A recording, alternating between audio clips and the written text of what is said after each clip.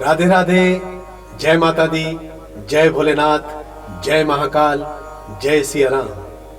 आज हम श्रीमद् भगवत गीता के महात्म्य के पहले अध्याय का वर्णन करेंगे, जिसमें भगवान शंकर से मां पार्वती ने गीता के ज्ञान के बारे में जानने की इच्छा प्रकट की।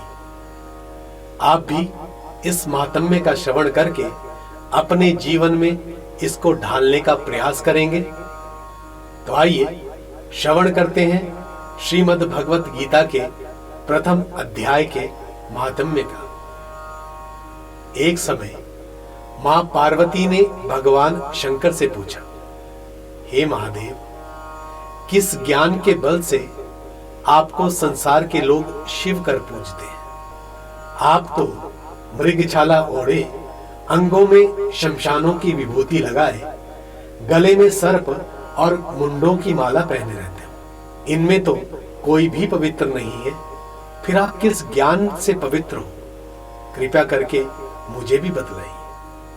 श्री महादेव बोले, हे प्रिय, सुनो, गीता ज्ञान को हृदय में धारण करने से मैं पवित्र हूं और उस ज्ञान से मुझे बाहर के कर्म नहीं व्यापते। तब पार्वती ने कहा, हे भगवान, जिस गीता ज्ञान की आप ऐसी स्तुति करते हैं, उसके श्रवण करने से कोई भी कृतार्थ हुआ है?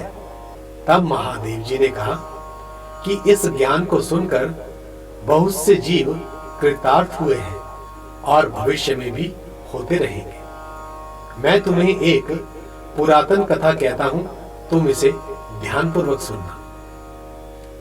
एक समय पाताल लोक में शेष नाग की शैया पर भगवान श्री नारायण नैन मूंदकर अपने आनंद में मग्न थे। उस समय भगवान के चरण दबाते हुए श्री लक्ष्मी जी ने पूछा, हे प्रभु, निद्रा और आलस्य उन पुरुषों को व्यापता है जो जीव तामसी हैं। फिर आप तो तीनों गुणों से अतीत हो और आप ही नेत्र मूंद रहे हो, यह देखकर मुझे बड़ा आश्चर्य हो रहा है। श्री नारायण बोले, हे लक्ष्मी, मुझको निद्रा आलस्य नहीं व्यापता। एक शब्द रूप जो भगवत गीता है, उसमें जो ज्ञान है, मैं उसके आनंद में मग्न रहता हूं। जैसे 24 अवतार मेरे उसमें जो रूप है, वैसे वह गीता शब्द रूप अवतार है। इस गीता में यह अंग है। 5 अध्याय मेरा हृदय और मन है। 16वां अध्याय मेरा उदर है। 17वां अध्याय मेरी जंघा है। 18वां अध्याय मेरे चरण है। सब गीता के जो श्लोक हैं, वो मेरी नाड़ियां हैं, और जो गीता के अक्षर हैं, वो मेरे रोम हैं। ऐसा जो मेरा शब्द रूपी गीता ज्ञान है, जिसके अर्थ में मैं हृदय में विचारता रहता हूं और आनंद प्राप्त करता रहता हूं। श्री नारायण जी ने कहा, हे लक्ष्मी, गीता ज्ञान को सुनकर बहुत जीव कृतार्थ हुए हैं, सो तुम भी सुनो। एक शूद्र वर्ण का प्राणी था जो चांडाल कर्म किया करता था और तेल व लवण का व्यापार किया करता था। उसने एक बकरी पाली। एक दिन वह बकरी चराने बाहर गया और वृक्षों के पत्ते तोड़ने लगा, तो वहां पर सर्प ने उसे डस लिया और उसकी तत्काल मृत्यु हो गई। मरकर उसने बहुत नरक भोगे और फिर बैल की योनि में जन्म लिया। उस बैल को एक भिक्षुक ने मोल ले लिया। वह भिक्षुक उस पर चढ़कर सारा दिन मांगता और उसे जो भिक्षा मिलती, वह उसे अपने कुटुंब के साथ मिलकर खाता। वह बैल सारी रात द्वार पर बंधा रहता।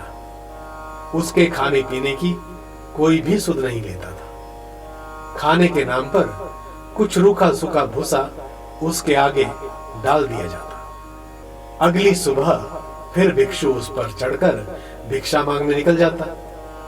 यूं ही कई दिन गुजर जाने पर वह बैल भूख के मारे एक दिन गिर पड़ा, पर उसके प्राण नहीं छूटे।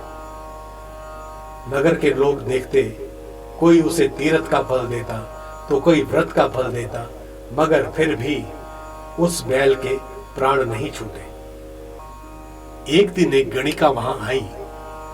उसने मनुष्यों से पूछा कि ये भीड़ कैसी लगी है। लोगों ने बताया कि इस बैल के प्राण ही नहीं निकल रहे, अनेकों पुण्यों का फल दे रहे हैं, फिर भी इसकी मुक्ति नहीं होती है। तब गणिका ने कहा कि मैंने जो किया है उसका फल बैल के निमित्त दिया। गणिका के इतना कहते ही बैल की मुक्ति हो गई और उस बैल ने एक ब्राह्मण के घर में जन्म ले लिया। उसके पिता ने उसका नाम सुशर्मा रखा। जब वह बड़ा हुआ तो माता पिता ने इसको पढ़ाया, पर इसको पिछले जन्म की सारी बातें याद रही।